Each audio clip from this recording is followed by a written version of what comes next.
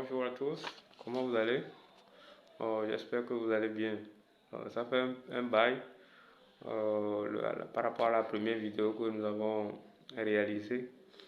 Je crois qu'il est bon temps de continuer avec d'autres vidéos également. Donc, soyez les bienvenus. Aujourd'hui, nous allons parler des vaccins du bébé. On va commencer pour la première vidéo. Pour les séries de vaccination, nous allons parler du BCG et du polio oral qu'on fait au bébé normalement à la naissance. Donc, qu'est-ce que c'est que le BCG? Le BCG, c'est le vaccin contre la tuberculose que nous faisons sur l'avant-bras gauche des bébés. Ce vaccin est couplé en même temps avec le vaccin contre la poliomyélite. La poliomyélite, c'est le vaccin c'est une maladie paralysante qui paralyse les bébés. Souvent, on va voir les enfants dans certains villages qui sont flasques, n'arrivent pas à bouger les pieds ni les mains, tout ça.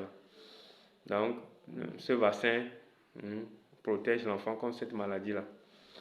Donc, en résumé, les deux vaccins protègent contre la tuberculose et contre la poliomyélite.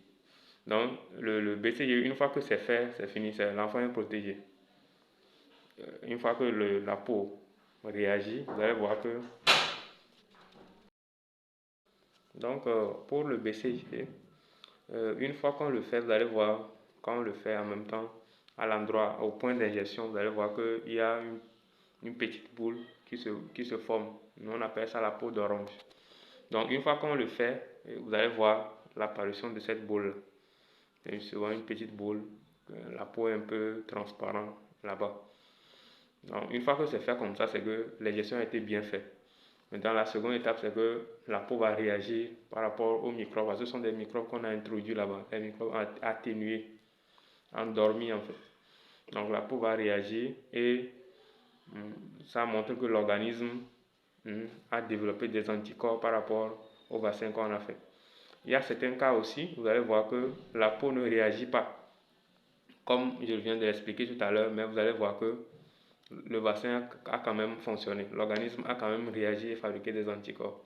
Donc, pour s'assurer que le vaccin a réagi, que l'organisme plutôt a réagi pour développer des anticorps, il y a un test qu'on fait, qu'on appelle l'IDL à la tuberculine.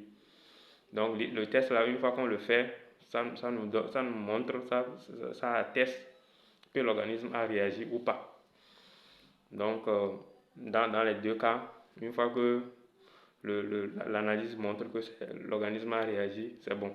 Sinon, on refait encore une fois le BCG. Et là-bas, ça sera une double dose qu'on fait. Donc, pour vous expliquer un peu par rapport au BCG. Maintenant, pour la poliomyélite, ça, on le fait, ce qu'on fait à la naissance, là, on appelle ça le VPO0. Donc, c'est la toute première dose de vaccin contre la poliomyélite.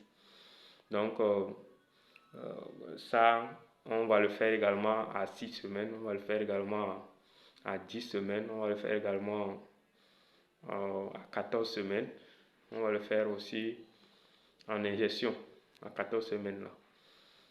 Maintenant, on associe ça maintenant, le vaccin, le polio injectable à celui du 9 mois. Mais on aura le temps de revenir sur les autres vaccins à venir.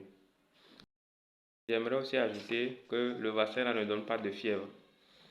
Une fois que vous avez vacciné votre enfant contre pour le BCG et le polio oral, et vous arrivez à la maison et votre enfant fait la fièvre, il faut le ramener à l'hôpital parce que ce n'est pas lié au vaccin.